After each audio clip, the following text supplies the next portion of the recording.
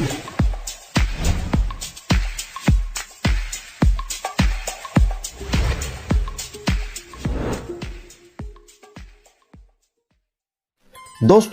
बुर्ज खलीफा के बारे में तो आप सबने सुना ही होगा।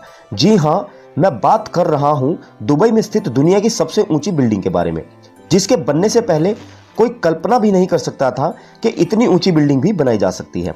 और इस बिल्डिंग को बनाने में न सिर्फ पैसे ही खर्च हुए, बल्कि यह 12,000 कारीगरों की दिन रात की मेहनत ही थी जिसने इस प्रोजेक्ट को सफल बनाया। और यह प्रोजेक्ट इतना बड़ा था कि इसके लिए कई तरह की मशीनों और क्रेनों को अलग से बनाने की जरूरत पड़ी। तो चलिए दोस्तों, करीब 830 मीटर ऊंची और 163 मंजिला इस इमारत के स्ट्रक्चरल डिटेल को विस्तार से जानते हैं। तो नमस्कार दोस्तों, मैं हूं आपका होस्ट इंजीनियर विशाल गोयल और आप सभी का तहे दिल से स्वागत करता हूं आपके अपने चैनल में इंजीनियरिंग सपोर्ट के एक और वीडियो लेक्चर में। और वीडियो शुरू करने से पहले मेरी आप सबसे यह गुजारिश है कि वीडियो देखने के बाद अगर आपको वीडियो पसंद आए तो इसे लाइक और शेयर करना न भूलिएगा। ओके फ्रेंड्स, तो चलिए वीडियो स्टार्ट करते हैं। दोस्तों, वैसे तो इस इमारत के कंस्ट्रक्शन की शुरुआत 6 जनवरी 2004 में की गई थी और इसका एक्सटीरियर स्ट्रक्चर 1 अक्टूबर 2009 तक कंप्लीट कर लिया गया था।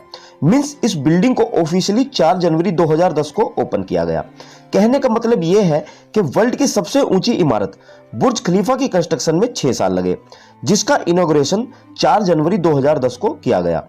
यह टावर स्ट्रक्चर 828 मीटर लंबा है, जो totally reinforced concrete tower structure है। क्योंकि इतना बड़ा स्ट्रक्चर बनाने की वर्ल्ड के इतिहास में पहली कोशिश की गई थी, यही कारण था इस स्ट्रक्चर में इनोवेटिव स्ट्रक्चरल डिजाइन और one of the best and latest technology employ करने का। तो चलिए इसकी स्ट्रक्चरल डिटेल्स विस्तार से जानते हैं। दोस्तों, यह स्ट्रक्चर दुबई में स्थित है, जिसमें 160 स्टोरी टावर, पोडियम स्ट्रक्चर, 6 मंजिला ऑफिस स्पेसिस और 2 मंजिला पूल की फैसिलिटीज अवेलेबल है।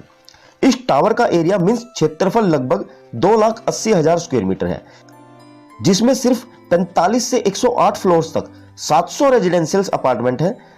बाकी के रिमेनिंग स्पेसिस में 160 फ्लोर तक कॉर्पोरेट ऑफिसेज के लिए जगह छोड़ी गई है।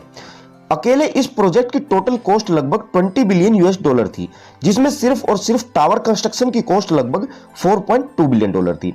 आइए अब देखते हैं इसमें यूज किए गए स्ट्रक्चरल एलिमेंट और उनकी क्वांटिटी के बारे में। तो दोस्तों, इस स्ट्रक्चर में लगभग 2,50,000 क्यूबिक मीटर कंक्रीट यूज हुई है। इसके कर्टेन वॉल में 83,600 स्क्वायर मीटर ग्लास और 27,900 स्क्वायर मीटर मेटल यूज किया गया है। इसमें लगभग 39,000 टन स्टील रिबार्स मींस सरिया यूज हुआ है।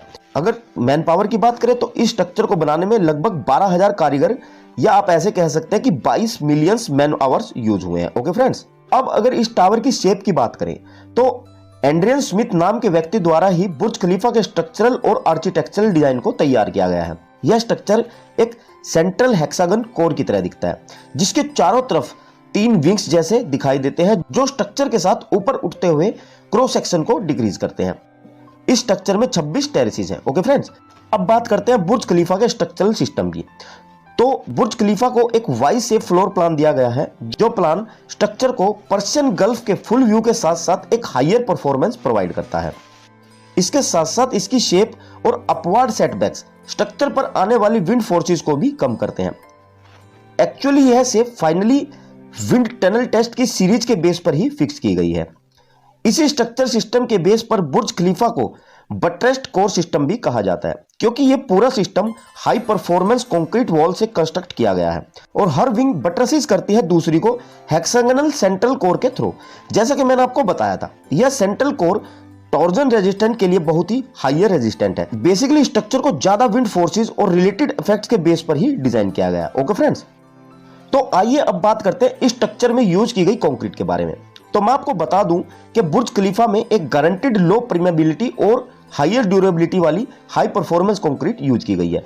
मींस इसमें C60 और C80 की क्यूब स्ट्रेंथ वाली कंक्रीट ही यूज की गई है। इसके साथ साथ वर्ल्ड के 2 सबसे बड़े कंक्रीट पंप इसमें यूज किए गए हैं 600 मीटर तक की हाइट पर एक ही सिंगल स्टेज में कंक्रीट पोरिंग के लिए, क्योंकि दुबई जैसी लोकेशन में टेम्परेचर बहुत ज्यादा रहता है, इसीलिए श्रिंकेज के कारण क्रैश के चांस ज्यादा थे। सो ज्यादातर कंक्रीट पोरिंग प्रोसेस रात के समय एक ठंडे टेम्परेचर में ही कैरिड आउट किया गया है। ओके फ्रेंड्स, और सबसे लास्ट में बात करते हैं बुर्ज खलीफा की फाउंडेशन के बारे में, जो इसका एक बहुत ही इंपॉर्टेंट पार्ट है। तो दोस्तों बुर्ज खलीफा जैसा सुपर स्ट्रक्चर एक बहुत ही बड़ी रीइंफोर्समेंट कंक्रीट राफ्ट पर रेस्ट किया गया है, जो राफ्ट भी बोर्ड रीइंफोर्समेंट कंक्रीट पाइल पर सपोर्टेड है। राफ्ट की थिकनेस लगभग 3.7 मीटर है, जिसकी कंक्रीट पोरिंग 4 बार में पूरी की गई थी। जो राफ्ट की कंक्रीट का ग्रेड था वह C50 था, जो सेल्फ कंसोलिडेटिंग कंक्रीट होती है। राफ्ट में कंक्रीट का वॉल्यूम लगभग 12,500 क्यूबिक मीटर था, जिसमें 194 पाइल्स यूज की गई थी और हर पाइल्स का डाया 1.5 मीटर और लेंथ 43 मीटर थी। हर पाइल्स की कैपेसिटी लगभग 3000 टन थी।